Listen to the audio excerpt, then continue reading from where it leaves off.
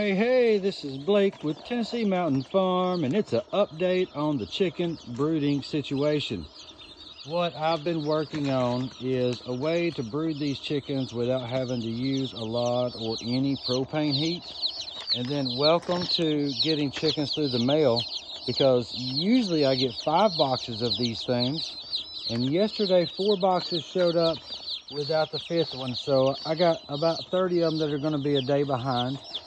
Yesterday I put in here around 8 to 10 inches of fresh brush hogged grass from with the dew still on it, covered it up with a few inches of dry wood mulch with leaves and wood chips and everything like that that's dry.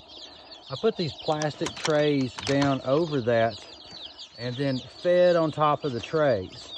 Now, I've got my thermometer here, and then what I can tell is that overnight, this bedding is up to 106 degrees, using some composting techniques of adding fresh cut grass as your heat source. Now, I do have an electric heater in there, and the chickens are out there, but you can see that they are really coming out and getting outside of that and eating out here. And so I'm going to be unloading these new chicks in there and seeing how they do. But so far, fresh cut grass on top of wood chips and then a little covering for the first night. And I came in and noticed that there was condensation under the plastic. And so 106 degrees, these babies like it to be over 92 degrees. And so at that surface area now, they're really comfortable. Here's a set of chicks that are 1 week older than those. They arrived last Friday, and the mistake I made was cutting grass with a weed eater and putting it down, but not finally chipping it, and it did not get as warm, and they got into some water and they got cool their first night. And I bet out of the chickens, I had about a 50% loss on this week. So I learned from that and did finer cut on the wood chips.